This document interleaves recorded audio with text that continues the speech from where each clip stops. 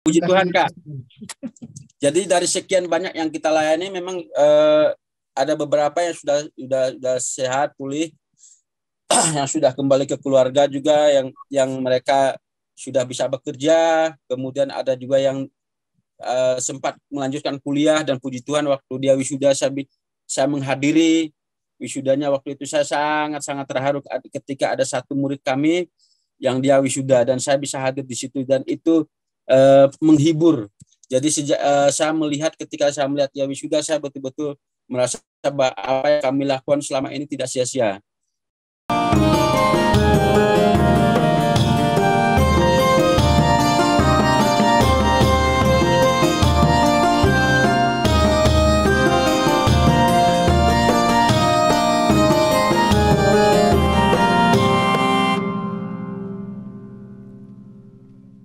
Jadi memang ini ya bukan bukan muncul tiba-tiba, tapi memang ada proses juga di dalamnya ya.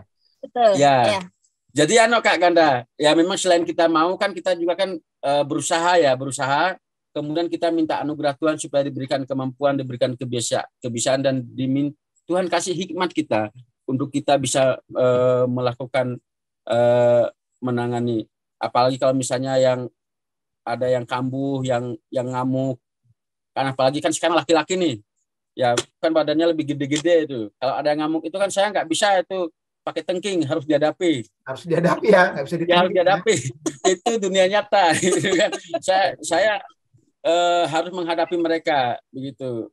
Jadi nggak tahu bagaimana Tuhan beri saya kemampuan khusus untuk menaklukkan mereka. Jadi saya dulu pernah sekian tahun yang lalu saya pernah didoakan Kak Ganda. Mungkin Tuhan tuh tahu saya ini punya kekurangan, punya kelemahan. Tuhan tahu bahwa saya ini orang bukan penyabar. Dan Tuhan juga tahu kalau saya ini sebenarnya penakut. Saya takut Kak Ganda dengan orang gangguan jiwa. Awal-awal saya di Epata saya takut. Nah, sekian tahun yang lalu saya pernah saya didoakan oleh salah satu hamba Tuhan dari Nigeria.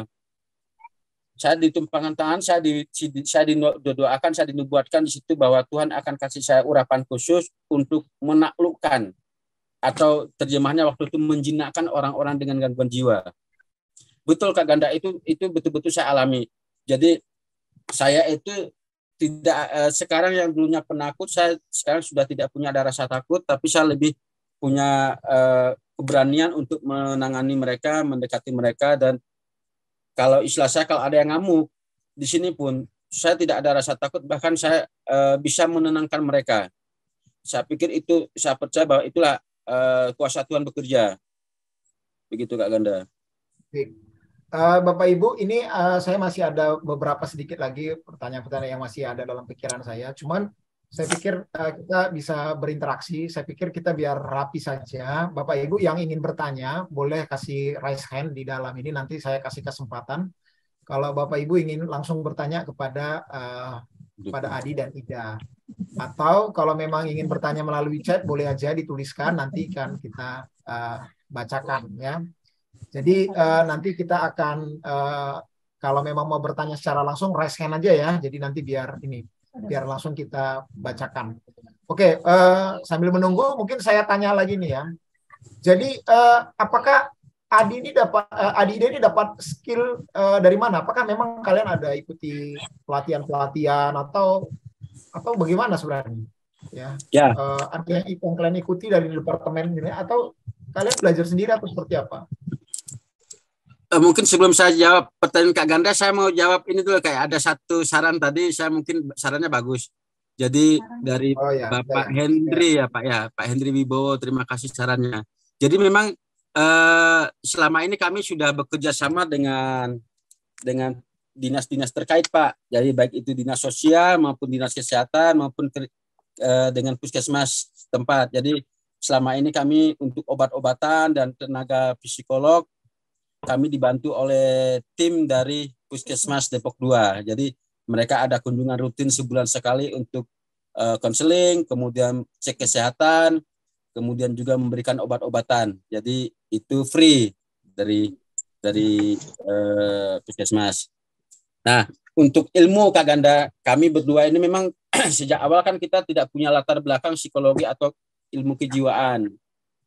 Ya, jadi kami itu bermodalkan hati, tetapi sebetulnya skill atau kemampuan keilmuan memang kami nggak punya. Tapi di dalam keterbatasan kami memang Tuhan mampukan kami, Tuhan beri hikmat kami untuk bisa melayani, untuk bisa mengkonseling, untuk bisa melayani dengan baik. Nah, kami juga bersyukur kami kerjasama juga dengan beberapa lembaga-lembaga, baik itu Yayasan Yakum, kemudian panti-panti sosial punyane pemerintah. Kami juga kerjasama dengan dinas sosial. Kami seringkali ada kayak seperti pelatihan begitu. Jadi saya punya banyak rekan-rekan. Itu kita ada komunitas juga, itu komunitas Psikoprenea Indonesia, itu cabang Yogyakarta. Kita di situ ada banyak di situ teman-teman dokter, ada perawat, ada psikolog, ada psikiater juga banyak di situ. Jadi saya banyak belajar ilmu dari mereka, Kak Ganda. Jadi begitu. Oke. Kok hilang ya? Baik, ada ya, silakan bagi yang ingin mengajukan pertanyaan secara langsung mungkin boleh raise hand gitu ya. Jadi biar saya tahu, biar saya kasih kesempatan begitu ya. Oke, ini Adi Ida ya. Jadi kadang-kadang saya pernah lihat di TV gitu ya, menangani ODGJ itu dipasung, ya diborgol. Kadang-kadang katanya dikasih obat bius atau apa begitu ya, supaya bisa tidur. Nah, apakah model-model seperti ini masih apa ya? Ini dilakukan juga ya di dalam Pondok Efata ya, untuk menangani orang-orang yang mungkin sudah bisa menangani gitu. Ya Kak, sejak tahun 2011 akhir, tepatnya 2012 awal, ketika kami berdua sepakat untuk kita bersama-sama melayani, di situ Tuhan kasih rema buat kami, Tuhan kasih hikmat, dan muncullah di situ moto kami, memanusiakan manusia dengan perlakuan yang manusiawi. Nah, pada waktu itu Tuhan mau kita memperlakukan mereka dengan manusiawi. Jadi yang dulunya pakai borgol, ya yang dulunya pakai rantai, kemudian ada yang pakai pasung, kemudian pakai kerangkeng, ada juga waktu itu dimandikan harus pakai selang. Nah, sejak tahun 2012 awal, sejak itu kita sudah tidak pernah lagi memperlakukan yang namanya mandi pakai selang. Ya, mandi kita selalu pakai gayung, kita mandikan satu persatu, kemudian borgol kita juga sudah tidak pernah lakukan itu, bahkan disiplin fisik pun kami tidak pernah lakukan itu. Nah, kalau tuh sampai kejadian misalnya kami marah, kejadian misalnya kami jengkel terus kami mengeluarkan kata-kata kasar, nah tetap kami berusaha untuk melakukan pemberesan dengan mereka. Karena apa? Karena sebetulnya yang perlu kita sembuhkan itu adalah hati mereka. Jadi sebetulnya kerangkeng, borgol, disiplin fisik itu sebenarnya tidak menolong mereka, tapi justru akan memperparah kondisi mereka, memperburuk kondisi mereka. Tapi perlakuan yang manusiawi, perlakuan yang penuh kasih, perlakuan yang rasa aman dan nyaman, itu yang sangat menolong mereka begitu. Nah, di Efata puji Tuhan sejak tahun 2012 awal sampai hari ini kita punya moto memanusiakan manusia dengan perlakuan yang manusiawi. Nah, karena begini juga Kak, mungkin saya agak sedikit ingin mengutip satu ayat sebetulnya di dalam Matius pasal 25 ayat 40. Segala sesuatu yang kamu lakukan terhadap saudaraku yang paling hina ini, siapa sih yang paling hina di dunia ini? Salah satunya adalah orang-orang gangguan jiwa. Tuhan Yesus berkata, sesungguhnya engkau melakukannya untuk aku. Nah, sejak itu kita selalu diskusi dengan istri saya, dengan teman-teman. Kita mesti hati-hati dalam memperlakukan mereka, baik dalam mendisiplin mereka maupun dalam kata-kata kita. Kenapa? Karena apapun yang kita lakukan, kita sedang melayani Yesus. Jadi kami punya iman, punya gambaran, yang kami layani itu sebenarnya bukan ODGJ, tapi melayani Yesus yang menyerupai ODGJ. Itu Kak. Jadi makanya kami sangat hati-hati. Dan itu rema itu muncul ketika kami sepakat. Gitu. Pak Adi, ini ada yang bertanya langsung ke pribadi saya, tapi tadi kayaknya sebenarnya udah dijawab sebagian ini. Apakah pasien ODGJ diberi obat-obatan misalnya antidepresi? Itu yang pertama pertanyaannya. Apakah ada terapi nggak yang dilakukan ya untuk antidepresi misalnya? Yang kedua, berapa lama ya rata-rata mereka bisa sampai sembuh begitu? Atau cerita mungkin sembuhnya itu bisa berapa lama ya, yang dari pengalaman yang kalian alami? Ya, oke. Obat Sama tadi mengenai ya. obat. Ya, obat jenis Ya. apa yang bisa diberikan sebagai antidepresi misalnya? Ada kita itu bekerja sama dengan puskesmas, memang ada macam-macam obat. Itu ada yang tablet, ada juga yang injeksi. Jadi yang tablet itu memang bagi mereka yang sudah bisa konsumsi obat. Tapi ada orang-orang tertentu yang susah. Karena konsumsi obat itu harus setiap hari. Nah, kalau yang susah, kadang mereka dikasih minum obat nggak mau, kemudian kadang dibuang, dilepeh dan sebagainya. Akhirnya itu mesti pakai suntik, diinjeksi 1 bulan sekali. Jadi jenis-jenis obatnya macam-macam memang. Itu tergantung kondisi si pasien. Itu saya lupa ada sih sebenarnya jenis-jenis obatnya, itu ada risperidon salah satunya, obat penenang. Kalau yang orang yang suka tidur jangan kasih risperidon, nanti dia tambah suka tidur.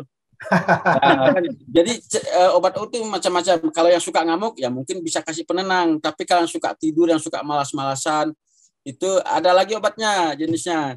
Nah, walaupun di sini kita tidak semua kita kasih obat. Yeah. Nah, kemudian berapa lama mereka sembuh?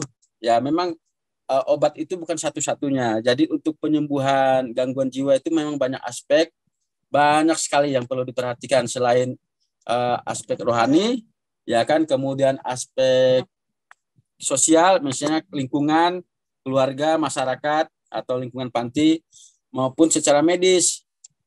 Ya kan, secara medis dia juga harus konsumsi obat. Jadi semua aspek itu harus kita lakukan. Jadi kalau dia minum obat saja tapi lingkungan tidak mensupport, ya tetap itu susah juga. Jadi untuk dia bisa sembuh juga tergantung tingkat keparahan. Jadi ketika saya belajar itu ternyata gangguan jiwa itu semua kita ini punya potensi gangguan jiwa. 1 hari mood kita rusak itu udah gangguan jiwa itu sebetulnya. Ya.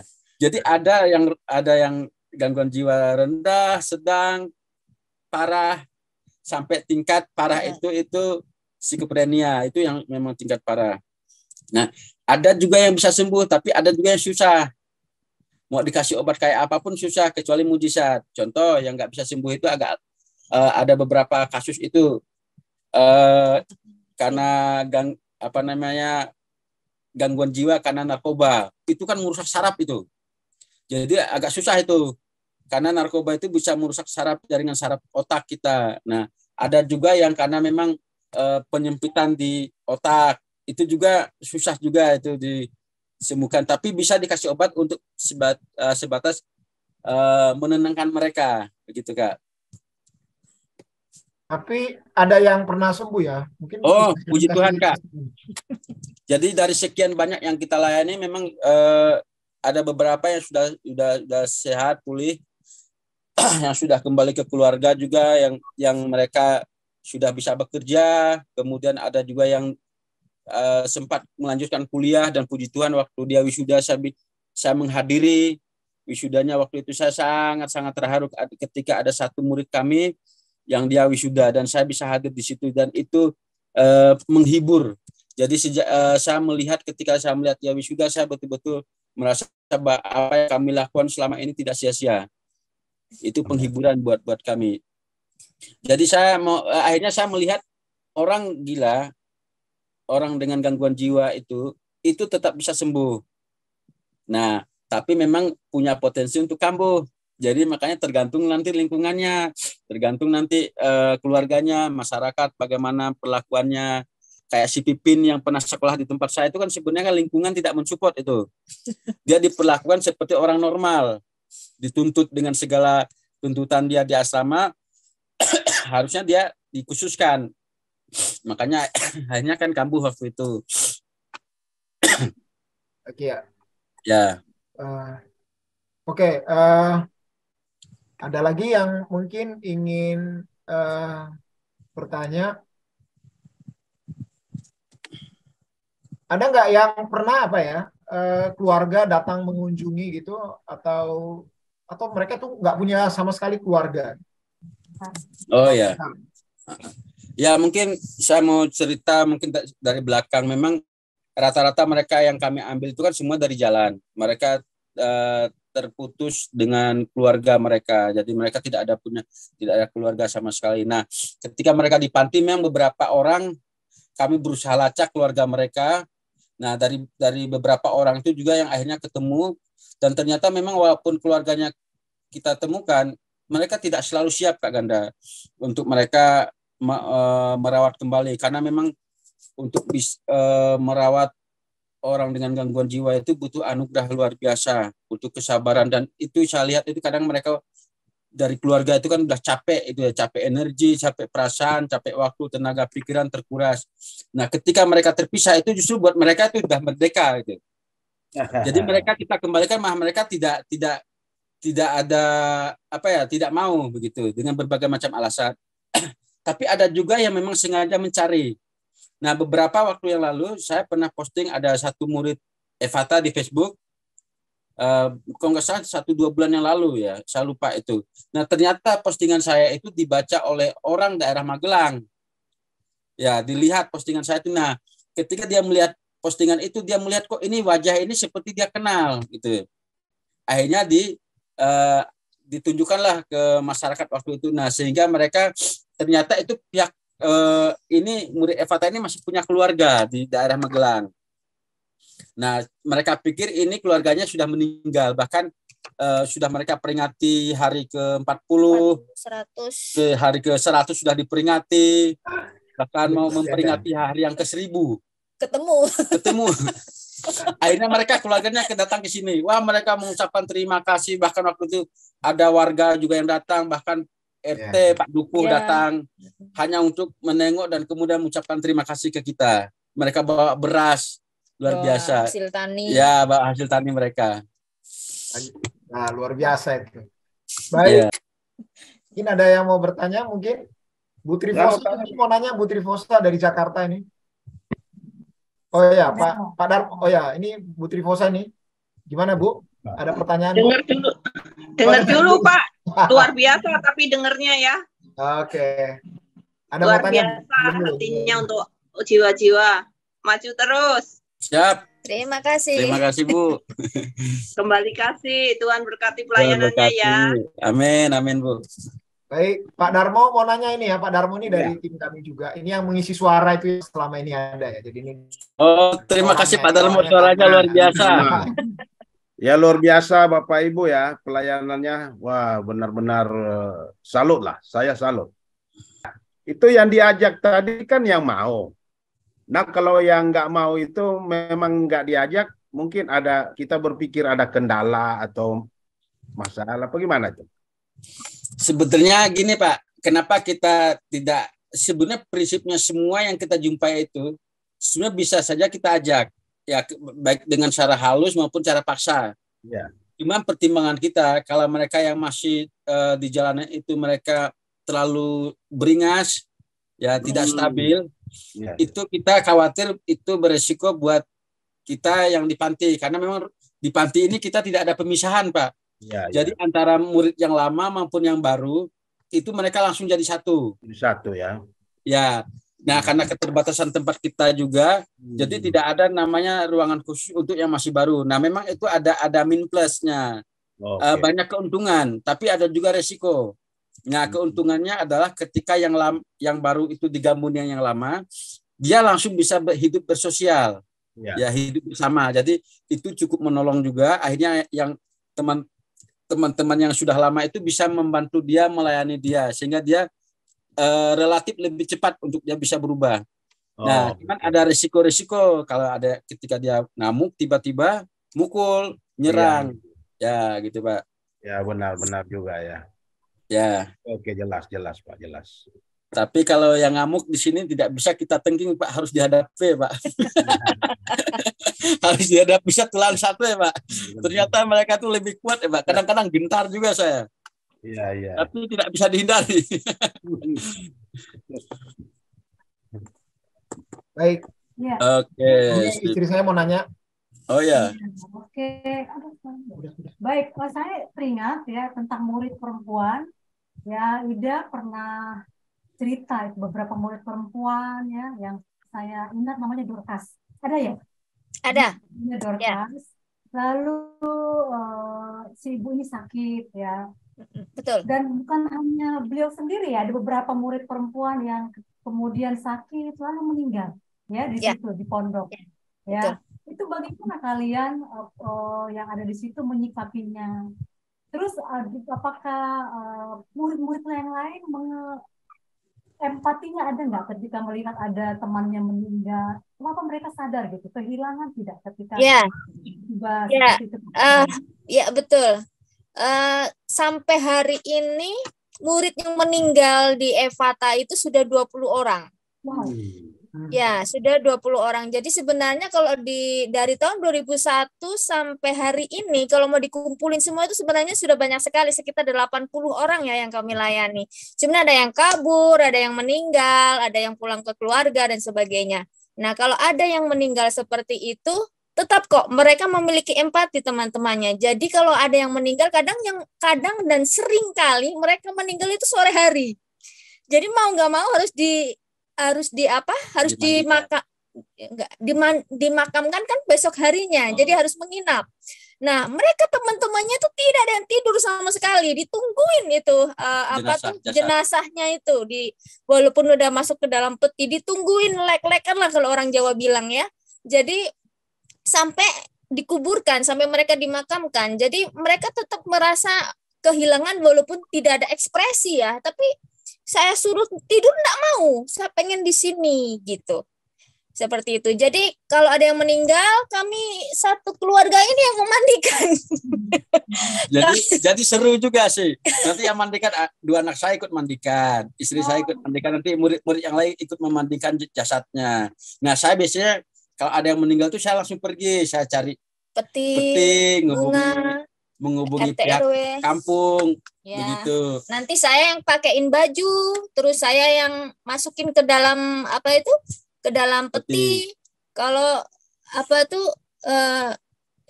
ya pokoknya itulah. Jadi kita ada tugas sendiri-sendiri. Jadi kalau bilang kok nggak takut ya pegang jenazah, pegang mayat, enggak, karena sudah biasa. Pertama begini, jadi dari awal ada yang meninggal, saya menganggap mereka sudah seperti anak sendiri. Jadi karena image saya itu ibu mereka, jadi saya tidak ada rasa takut sama sekali. Jadi ya kalau mereka meninggal ya itu kan anakku, itu kan saudaraku. Jadi saya tidak ada rasa takut. Jadi ya seperti memandikan anak sendiri seperti itu gitu loh. Jadi kalau dibilang kok nggak takut ya enggak tahu juga, nggak bisa dijelaskan begitu. Begitu Kak Melva. Iya, luar biasa. Oke, mungkin buat Pak Adi ya sama Ida ada apa pesan-pesan ya buat Adi Ida tentang pelayanan ini kepada kami begitu ya, atau mungkin bisa memberi suatu statement enggak ya tentang pelayanan ODGJ ini gimana biar kami agak tercerahkan begitu ya melihat orang-orang yang seperti itu dan visinya seperti apa sebenarnya ya, yang harusnya kita punya pandangan seperti apa sebenarnya. Ya, mungkin buat Bapak Ibu, teman-teman siapapun mungkin nanti yang termasuk nanti akan menyaksikan Zoom kita ini via YouTube nanti gitu ya. Kan akan masuk di YouTube ya Kak Ganda ya. Nah, mungkin siapapun ya sebetulnya teman-teman ODGJ, orang dengan gangguan jiwa itu bukan orang-orang yang harus kita takuti atau orang-orang yang harus kita hindari. Mereka bukan sampah masyarakat, mereka bukan orang yang menakutkan dan mengerikan. Mereka sebenarnya orang-orang pribadi-pribadi yang sama berharganya seperti kita. Mereka makhluk ciptaan Tuhan yang butuh dihargai, butuh disayangi, butuh belas kasihan. Dan mereka itu sebenarnya adalah orang-orang yang punya potensi. Mereka bisa berkarya, mereka bisa berguna, ya mereka bisa bermanfaat buat dirinya sendiri maupun buat orang lain. Jadi pesan saya ya kita mesti menerima keberadaan mereka, dan sebetulnya ada stigma yang negatif yang harusnya kita hilangkan, bahwa ODGJ adalah orang yang menakutkan. Mereka bukan orang yang menakutkan, orang yang mengerikan. Mereka bukan sampah masyarakat. Mereka adalah orang-orang yang berharga sama seperti kita. Begitu. Jadi mungkin kalau Bapak Ibu teman-teman semua ketemu dengan ODGJ, percayalah selama kita menciptakan rasa aman dan nyaman buat mereka itu tidak akan mengganggu kita. Ya. Ini masih agak susah ini tadi. Uji nyali Kak Ganda. Sekali-sekali, percayalah menyenangkan. Sekali dilakukan berhasil, besok pasti pengen lagi. Silakan ya. Baik, luar biasa ini ya. Layanan ini. Baik, Bapak Ibu masih ada, mungkin kami kasih kesempatan ya. Kita sudah hampir 90 menit ya, tidak terasa ya. Kalau masih ada boleh Bapak Ibu jangan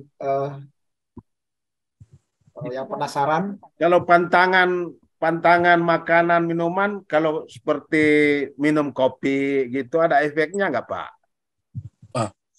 Karena saya ahli kayaknya nggak ada ya Pak. Nggak ada ya. Itu bikin semangat malah kayaknya. Mereka itu suka ngopi juga sama kayak saya. Iya, suka ngopi dengan mereka. Iya. Tetap bisa tidur aja kok. Ya? Walaupun mereka ngopi tetap bisa tidur. Nggak ada masalah, nggak ada efek. Ya, kalau pas Piala Dunia juga mereka rebutan remote itu nonton Piala Dunia. Remote TV itu bisa direbutan gitu. Ada suka sinetron, ada suka bola, itu kadang kelahi itu lapor sama saya. Kalau mereka nggak mau didamaikan, remote-nya tak ambil. Luar biasa ya, jadi normal juga gitu ya. Jadi mereka itu lucu dan menyenangkan sebetulnya. Lucu dan itu pula lucu dan menyenangkan. Baik. Oke.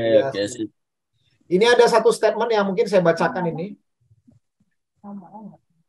Luar biasa, kami kagum dan heran dengan pelayanan Bapak dan Ibu. Kok bisa ya, aku terpelongo dengan aksi pelayanan Bapak Ibu. Semoga sangat memberi berkat deh di sana. God bless you Bapak Ibu.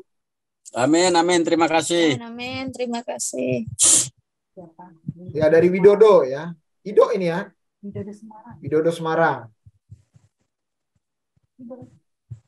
Ya, Kak Srikin ya, tadi mau ngobrol atau enggak ya? Kak Srikin. Halo Bang Ganda. Itu baru suara yang merdunya kedengaran sekarang. Ya, terharu saja ya, luar biasa. Ternyata pelayanan Mas Adi, Mbak Ida ini benar-benar apa ya, ajaib lah ya. Saya sangat kagum dengan apa yang dilakukan dan saya berpikir seandainya saya ada di sana sepertinya saya tidak sanggup ya melakukan seperti yang Mas Adi dan Mbak Ida lakukan. Terima kasih, Tuhan memberkati dan terus semangat ya. Terima kasih Anda. Terima kasih Kak Srege. Terima kasih. Oke. Dari Aprianus ya, ini mahasiswa saya nih. Tuhan berkati selalu pelayanan. Semoga kita juga bisa termotivasi untuk melakukan pelayanan seperti ini. Tuhan Yesus berkati selalu. Amin. Oke. Baik, kalau tidak ada ya lagi, maka mungkin kita akan tutup ya. Kita akan tutup dengan doa. Ya, Kak Indah ada ya? Tadi kita minta Kak Indah.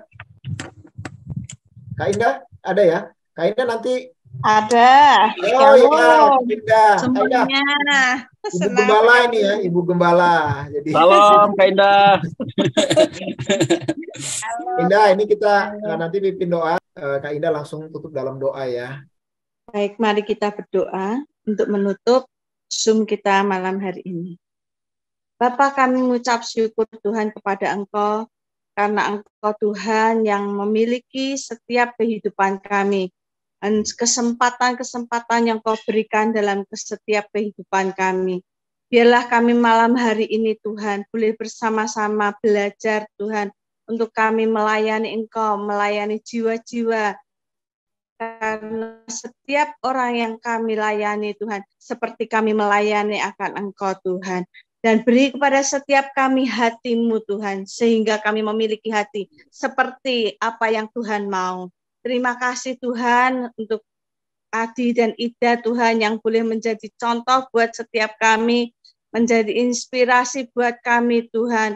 Engkau memberkati terus pelayanan mereka Tuhan, dengan jiwa-jiwa Tuhan. Biarlah Tuhan setiap benih firman yang ditaburkan akan kepada jiwa-jiwa ODGJ ini Tuhan. Kami percaya Tuhan firman kebenaran-Mu itu akan memberikan perubahan dalam setiap kehidupan mereka.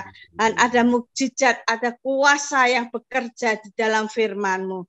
Terima kasih Tuhan Yesus, kami mengucap syukur juga untuk komunitas Mesbah Keluarga ini yang bersama-sama sudah mengadakan Zoom untuk malam hari ini. Engkau memberkati. Dan terus biarlah Tuhan melalui komunitas Mesbah ini Tuhan, banyak kesaksian-kesaksian, banyak firman diberitakan Tuhan, dan nama-Mu dipermuliakan. Terima kasih Tuhan Yesus untuk malam hari ini. Kami percaya kepada Engkau, anugerah kasih karunia-Mu, pimpinan dan penyertaan-Mu senantiasa ada di dalam kehidupan kami. Terima kasih Tuhan Yesus. Di dalam nama Tuhan Yesus kami mengucap syukur dan berdoa. Amin. Amin. Terima kasih Kak Ganda, terima kasih semua. Terima kasih Kak Indah, Kak Melpa, Kak Ganda. Produced by Mesbah Keluarga.